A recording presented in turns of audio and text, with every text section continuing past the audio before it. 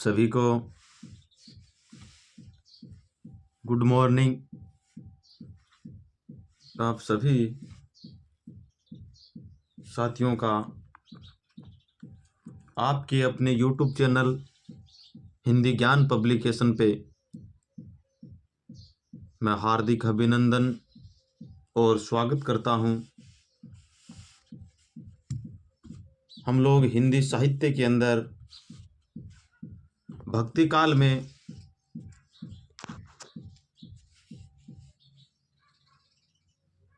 सूफी काव्य पढ़ रहे थे और हमने सूफी काव्य में रचनाएं और उनके जो रचनाकार है उनको पढ़ा था। उसके बाद हमने 3 रचनाएं पढ़ ली थी। तो आज हम आगे की जो रचना है उसको पढ़ेंगे। जितनी भी महत्वपूर्ण रचनाएं हैं आज हम पूरी करने की कोशिश करेंगे। तो आइए बिना किसी देरी किए हुए शुरू करते हैं हमारे आज के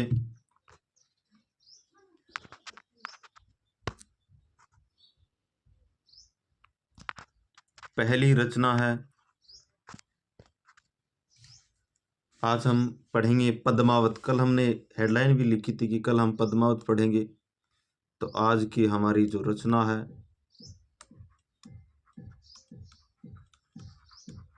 पद्मावत। पद्मावत हम जन्म से ही पढ़ते आ रहे हैं कि मलिक मोहम्मद जायसी की रचना है। 1540 ईस्वी के अंदर दोहों की संख्या पूछी गई थी पिछली बार। 653 है इसकी भाषा शैली। इसकी विशेषताएं क्या है कि सूफी काव्य में सबसे महत्वपूर्ण काव्य है सूफी काव्य धारा के अंदर।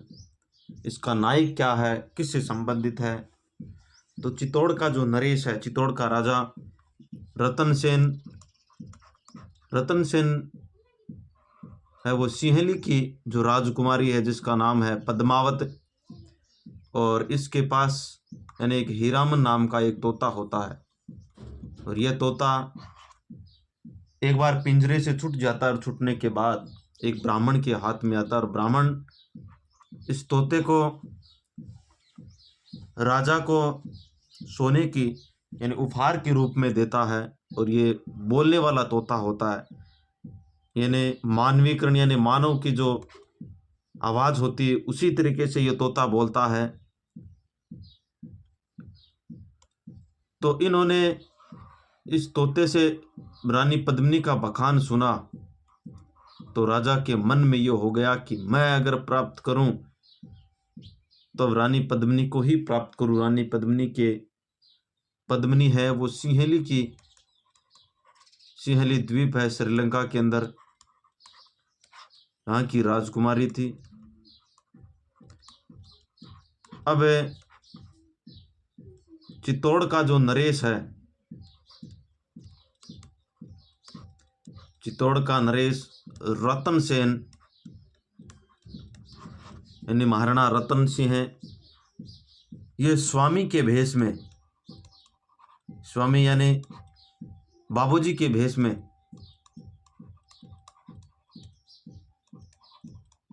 बाबूजी के भेष में या साधु के भेष में मान लो, ये जंगलों के अंदर निकलते हैं और भटकते भटकते वहाँ पहुँच जाते हैं। और रानी पद्मिनी और रतन सेन दोनों एक मंदिर के अंदर मिलते हैं। और दोनों को पहली बार मिलने के बाद इनको प्रेम हो जाता है। उसके बाद रतन सिंह के मन में यह हो गया कि मैं रानी पद्मिनी को ही लेके जाऊंगा यहाँ से। तो जैसे ही ये पता चला पद्मिनी के पिताजी को कि ये कोई सामान्य इंसान नहीं है, ये बल्कि नरेश है, तो इनकी शादी कर दी जाती है रतन सिंह के साथ। और इनके साथ 1600 रानियां आती है उपहार स्वरूप में। और इनके चाचा और भतीजा जिसका नाम गोरा और बादल ये आते हैं। तो जब ये आते हैं इसके बाद, और इनके साथ में एक राघव नाम का एक तांत्रिक आता है। राघव तांत्रिक का नाम सब पूछा जाता है परीक्षा में। तांत्रिक का नाम है राघव। जब महाराजा को यानी रतन सेन को जब पता चलता है कि ये क्या है, बहरूपिया है, लोग यानी तांत्रिक है, रतन सेन है, ये क्या है, एक तांत्रिक है। तो अब रतन सिंह ने इस तांत्रिक को यानी राघव को यहाँ से निकाल दिया। अब निकालने के बाद यह जाता है किसके पास, अलाउद्दीन खिलजी के पास। अलाउद्दीन खिलजी के पास जाता है और रानी पद्मिनी की सुंदरता का बखान करता है कि हे महाराज, आपके इस शहर के अंदर एक ऐसी सुंदर और सुशील महारानी है जिसको आपको प्राप्त करना चाहिए।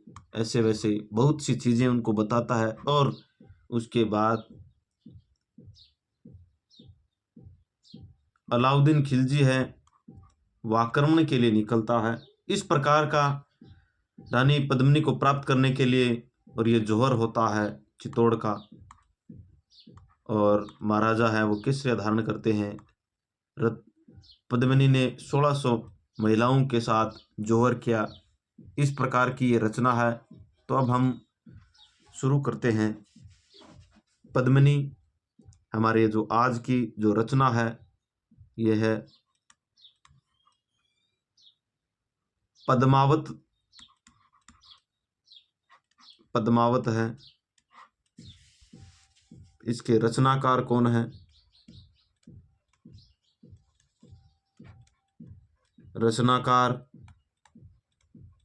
और रचनाकाल यानी समय, उसके बाद दोहों की संख्या।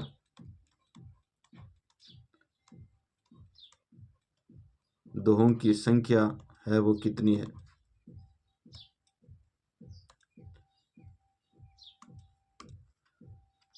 तो इसके जो रचनाकार हैं वो है मलिक मोहम्मद जायसी। मलिक मोहम्मद जायसी। रचनाकाल 1540 ईस्वी। दोहों की संख्या ये महत्वपूर्ण है, हमें याद रखना है क्योंकि पिछली बार ये पूछी गई थी। पद्मावत रचनाकार मलिक मोहम्मद जायसी। रचना काल है वो 1540 में, यानी प्रकाशन है 1540 में। दोहों की संख्या है वो 653 ईस्वी।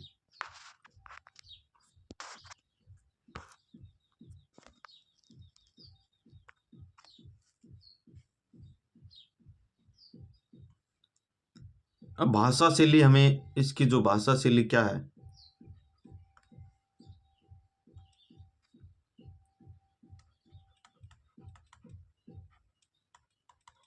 भाषा शैली है दोहा। दोहा चौपाई छंद और अवधी भाषा के अंदर ये लिखी गई है। दोहा हो गया, चौपाई, छंद और अवधी भाषा।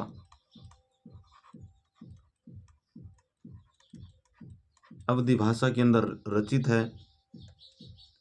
अब हमें एक चीज जो महत्वपूर्ण है हिंदी में, यानी नोट करके लिखना है, जिसको हिंदी में हम विशेष कहते हैं, तो विशेष करके लिखो।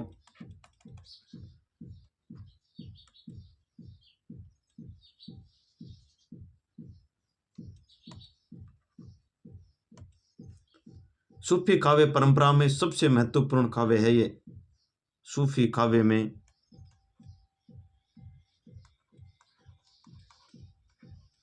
सूफी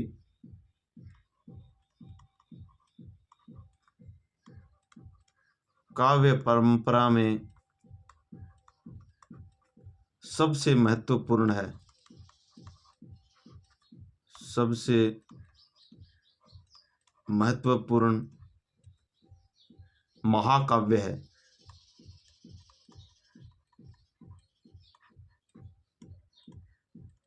सबसे महत्वपूर्ण महाकाव्य है। अब हमें जो पूछा जाता है वो है कि इसका नायक कौन है, इसकी नायिका कौन है, इसकी सह नायिका कौन है, यानी रतन सेन की पहली पत्नी कौन है जो सह नायिका के रूप में भूमिका निभाती है। तो हमें पूछा जाता है वो है कि नायक कौन है। सबसे पहले तो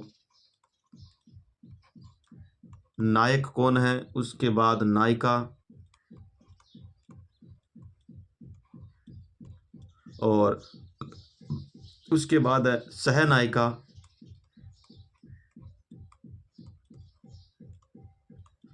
सहनायिका वो कौन है।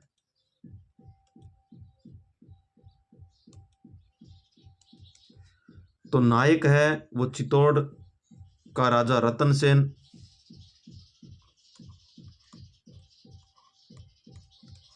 रतन सेन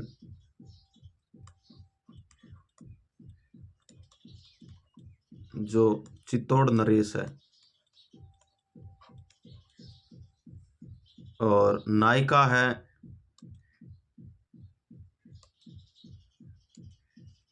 सिंहली द्वीप की राजकुमारी पद्मिनी।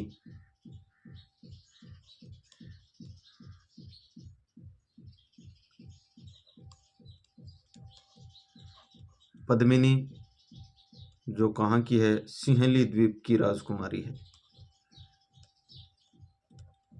सिंहली द्वीप की राजकुमारी।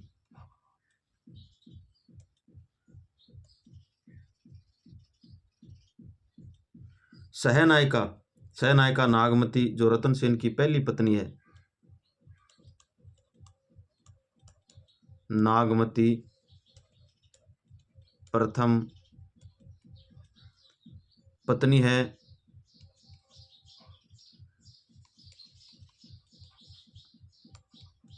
रतन सेन की, पहली पत्नी है। यानी हमने महत्वपूर्ण जो विशेष करके लिखा वो था कि सुप्य काव्य परंपरा में सबसे महत्वपूर्ण महाकाव्य है।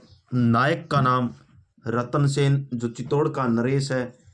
नायिका है वो पद्मिनी है जो सिंहली द्वीप की राजकुमारी है। सहनायिका के रूप में हमने नागमती जो प्रथम पत्नी है। अब हम एक महत्वपूर्ण करके पॉइंट लिखते हैं, वो है हिंदी में नोट को हम विशेष कहते हैं।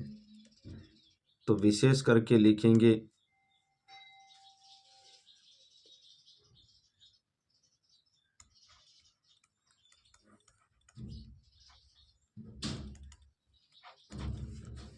हमें विशेष करके पद्मावत महाकाव्य को एक आध्यात्मिक रूपक बताया गया है, जिसमें मानव का शरीर चित्तौड़ को बताया है, मन राजा को, हृदय सिंहल द्वीप को, बुद्धि पद्मिनी, गुरु हीरामन तोता, शैतान राघव तांत्रिक, लौकिक जीवन नागमती को, और माया है वो अलाउद्दीन खिलजी। ये पूछा जाता है कि पद्मावत के अंदर बुद्धि किसको बताया है या मन किसको बताया है। तो हम नोट करके विशेष करके लिखेंगे कि पद्मावत महाकाव्य को पद्मावत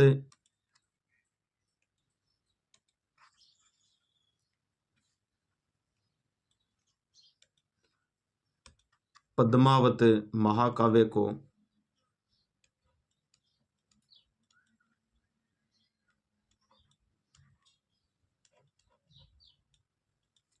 पद्मावत महाकाव्य को एक आध्यात्मिक रूपक बताया है। एक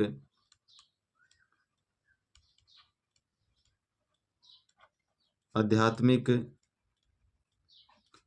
रूपक बताया है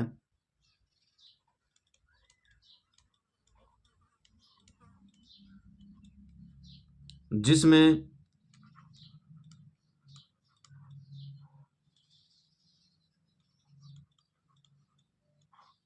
मानव का शरीर, मानव का जो शरीर है उसे चितौड़ को बताया। मानव का शरीर है वो चितौड़,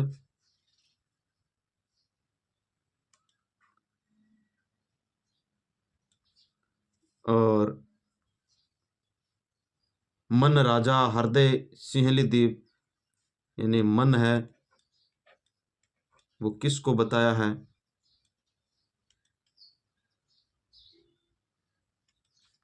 मन बताया है राजा को,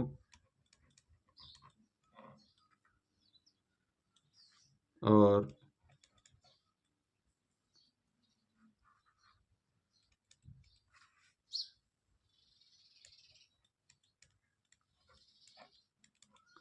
हृदय सिंहली द्वीप,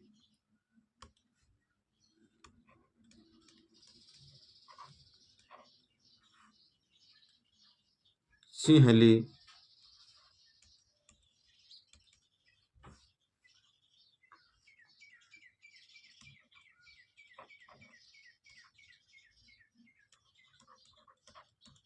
सिंहल द्वीप को बताया है।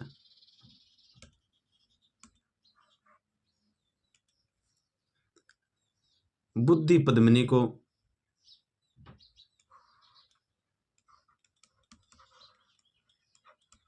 बुद्धि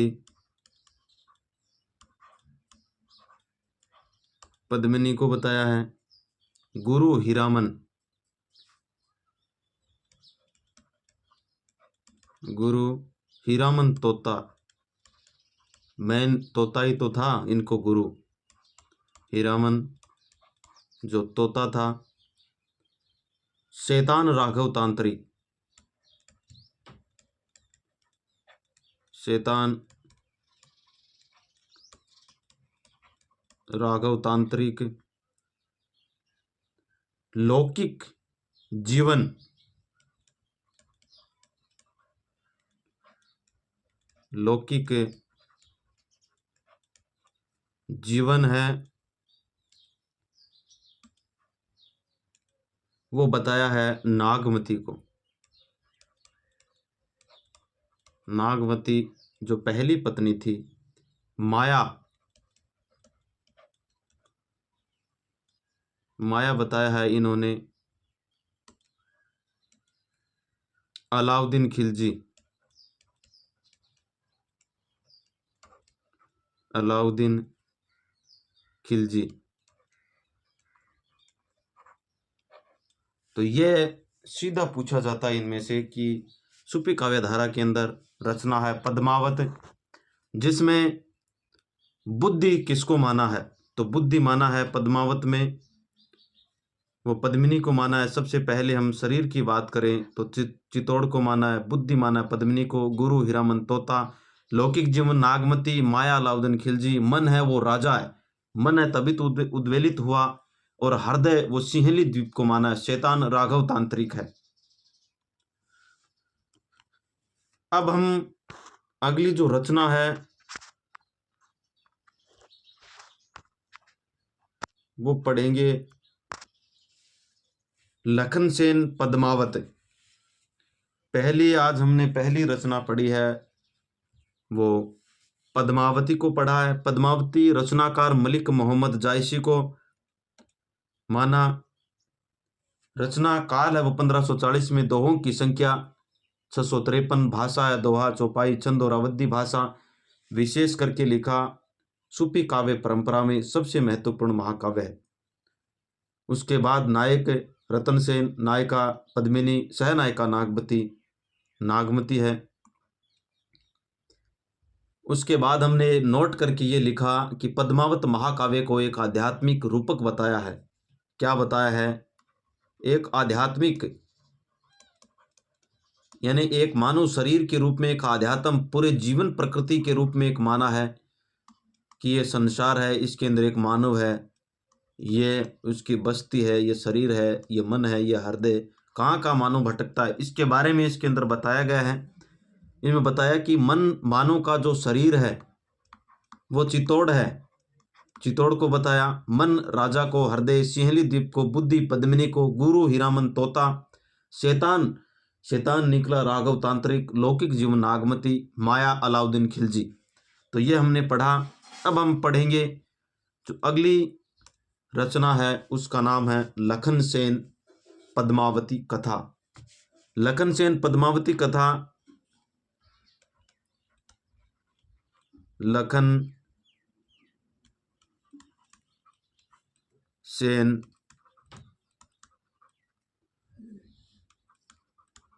पद्मावती कथा। लखन सेन जो पद्मावती जो कथा है, इसके रचनाकार हैं वो दामोदर कवि है। प्रकाशन वर्ष 1459 ईस्वी में नायक लक्ष्मण सेन या लखन सेन, नायिका पद्मावती। इस कहानी में नायक के द्वारा नायक को प्राप्त करने के लिए योगी का वेश धारण किया जाता है। किसका? योगी का जो वेश है वो धारण किया जाता है, और नायिका के पिता से नायिका को प्राप्त करने हेतु जो संघर्ष है उसका वर्णन मिलता है। इसकी भाषा है वो राजस्थानी है, शैली इतनी व्रतात्मक शैली। और छंद की योजना की हम बात करें तो छंद जो चौपाई छंद के साथ साथ दोहा और सोरठा सोरठा छंद का भी प्रयोग किया गया है। तो यह है लखन सेन। तो हम लखन सेन के जो रचनाकार हैं,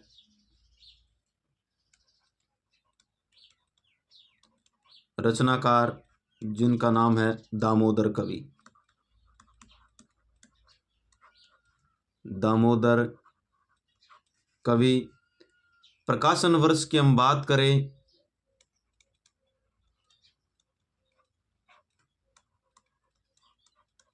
प्रकाशन वर्ष 1459 ईस्वी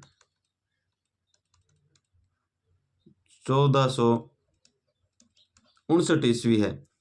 यानी लखन सेन पद्मावती कथा है, इसके रचनाकार दामोदर कवि। प्रकाशन वर्ष है वो 1459 ईस्वी है।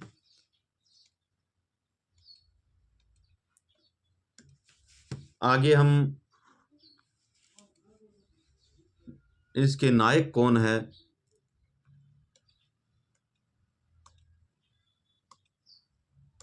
नायक नायिका।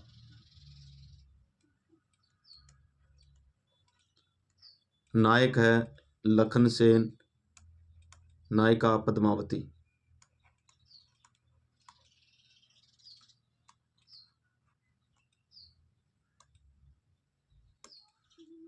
नायक का नाम लखन सेन, यह इसका दूसरा नाम है लक्ष्मण सेन।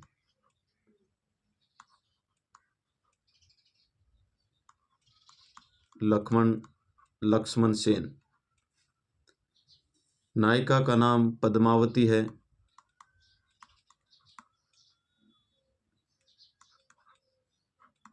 पद्मावती। अब इसके अंदर हमें क्या मिलता है? इस कहानी के अंदर लिखते हैं कि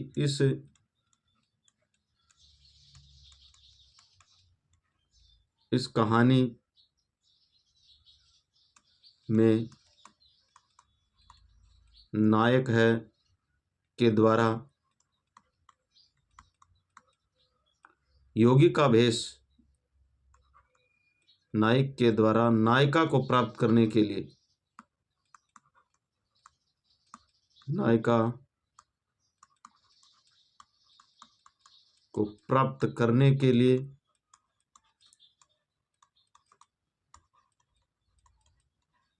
योगी का भेष धारण करता है। किसका? योगी का भेष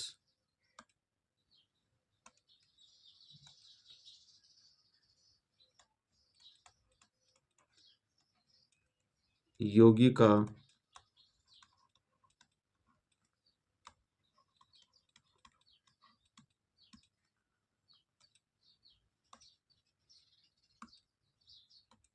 योगी का वेश धारण करना और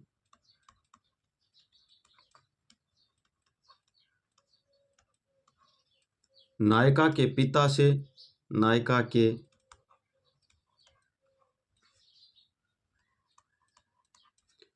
पिता से नायिका को प्राप्त करने के लिए जो संघर्ष है उसका वर्णन मिलता है। पिता से नायिका को प्राप्त करने के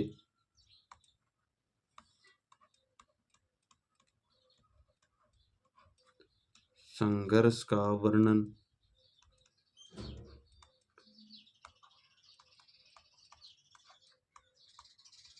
मिलता है। यानी इस कहानी के अंदर नायक के द्वारा नायिका को प्राप्त करने के लिए योगी का वेश धारण करता है और नायिका के पिता है को नायिका को प्राप्त करने के लिए संघर्ष है, इसका वर्णन इसके अंदर है वो मिलता है।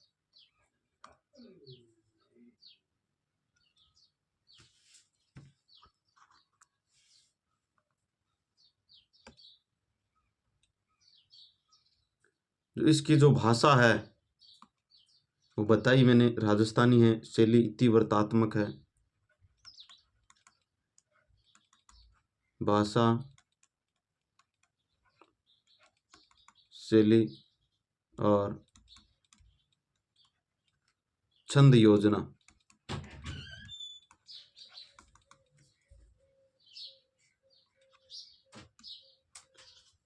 भाषा राजस्थानी भाषा है और शैली है वो इतिवृत्तात्मक है।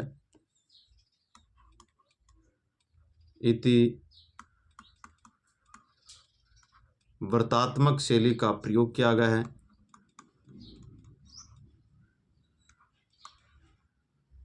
छंद योजना की बात करें तो चौपाई छंद के साथ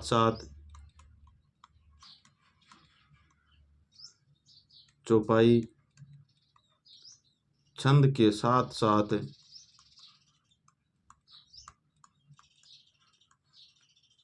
दोहा और सोरठा।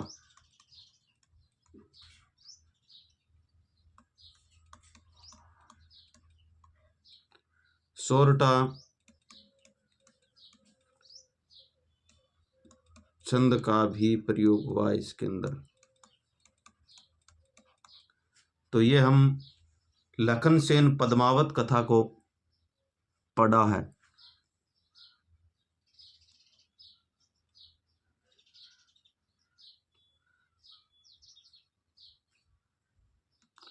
हमने पढ़ा है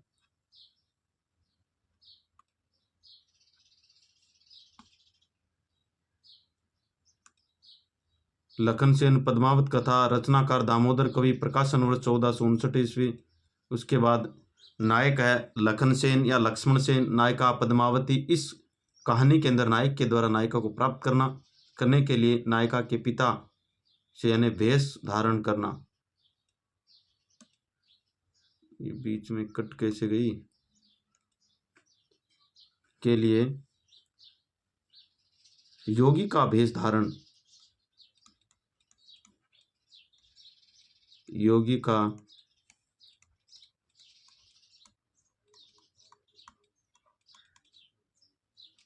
वेश धारण करना और नायिका के पिता से नायिका को प्राप्त करने के संघर्ष का वर्णन मिलता है। भाषा है राजस्थानी, शैली इतिवृत्तात्मक, छंद योजना चौपाई छंद के साथ साथ दोहा सोरठा का प्रयोग है वो किया गया है। तो आज हम इतना ही पढ़ेंगे। कल हम बात करेंगे आगे की जितनी भी रचनाएं हैं उनको कल हम पूरा करेंगे। आगे सत्यवती कथा है, मृगावती कथा, मधु, माधवानंद कामकंदला, दूसरी चित्रावली, रस रतन, ज्ञानदीप, इनके बारे में हम अगली कक्षा में चर्चा करेंगे। तब तक के लिए आप सभी को धन्यवाद। मिलते हैं अगली कक्षा में।